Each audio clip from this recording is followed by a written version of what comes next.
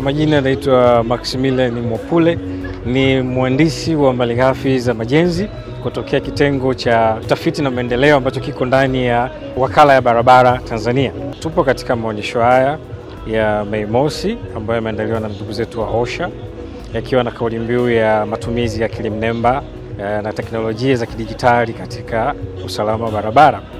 Katika maonyesho haya tumekuja na mitambo miwili mikubwa ambayo inakisi kabisa matumizi ya akili mnemba.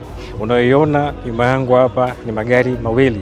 Mmoja la mkono wangu huu wa kushoto tunaliita Road Doctor Survey Van, na la mkono wangu wa kulia tunaliita Laser Cracking Measurement System ama ROMDAS Laser Cracking Measurement System.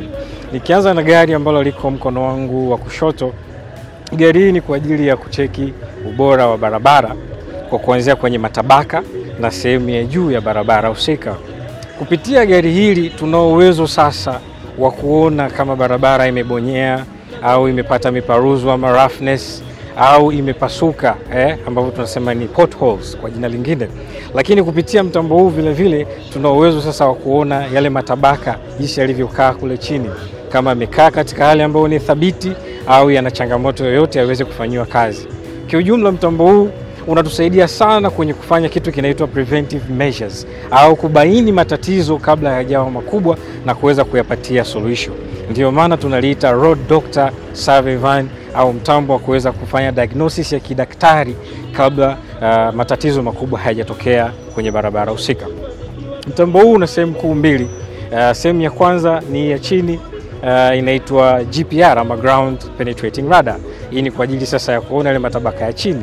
Lakini ukiangalia kwa juu kuna kasehemu kingine kana kama mkonga, ile inaitwa Laser ama LiDAR System, ambayo inatoa mionzi ya mwanga wa kawaida tu kwa ajili ya kuangalia miparuzo na mibonyeo katika barabara husika. Kwa kuintegrate au kwa kuunganisha mifumo yote hii miwili, ni rahisi sasa kukusanya au kunasua taarifa za barabara zetu na kuweza kuangalia kulingana na miongozo yetu kwamba barabara zetu zipo katika hali gani na kuweza kuchukua hatua stahiki. Katika maneno mengine naweza nikasema mtambo huu unatusaidia vile vile katika kufanya maamuzi as a decision making tool.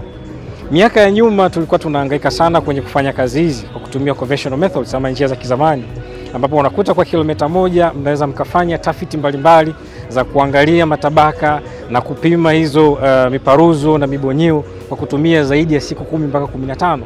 Lakini kwa kutumia mtambo huu unaweza kupita katika barabara husika na ukamaliza kwa haraka sana na kuweza kuchakata data na kufanya maamuzi. Kwa hiyo tunaweza tukasema katika akili mnemba au matumizi ya kidijitali kwa habari ya barabara zetu tumesogea kwa nafasi na hatua kubwa sana. Mkono wangu wa kulia ndio gari ambayo inaitwa Laser Cracking Measurement System, ROMDAS.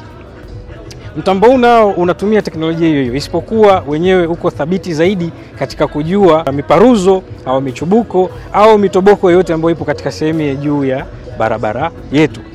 Unatumia teknolojia ya laser au ni mionzi, ambayo hiyo mionzi hiyo ikifika katika barabara inaweza ikarudisha taarifa na kuonyesha na kutengenezea picha halisi ya nini kilichopo ndani ya barabara yako au sehemu ya juu ya barabara yako.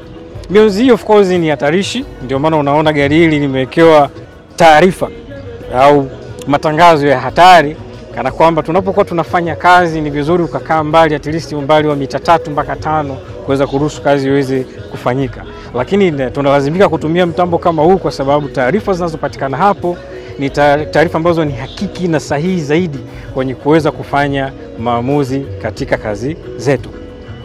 Ukiangalia vile vile mtambo huu una kamera. Hizi kamera tunaziita ni 360 degrees camera.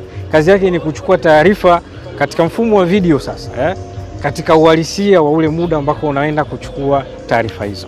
Kwa hiyo kwa kuchukua mitambo yote hii miwili tunaweza kukusanya taarifa za barabara zetu na kufanya maamuzi ambayo ni sahihi na kuweza kuhakikisha kwamba matumizi ya fedha za serikali yanatumika vyema. Kupitia nafasi hii ambayo tumeipata kwa wenzetu wa OSHA kwenye kuandaa maonyesho haya, tumepata fursa ya kuweza kushowcase ama kuonyesha teknolojia hizi kwa wananchi ambao wameweza kufika katika viwanja hivi vya Singida hapa Mandewa, na wameweza kujionea vitu mbalimbali na tumeweza kuwapatia flyers na kuwapa elimu mbalimbali kwa habari ya hii mitambo. Ikumbuke kwamba serikali ya awamu ya 6 imeingia gharama kubwa sana kununua hii mitambo. Mtambo wa kulia kwangu ni umegharimu zaidi ya bilioni 2, na huo upande wangu wa kushoto ni zaidi ya bilioni 1.1 pamoja na gari lake na vitu vyote. You can imagine jinsi gharama kubwa ambayo imetumika katika kufanya huo uwekezaji ili kuweza kuleta tija.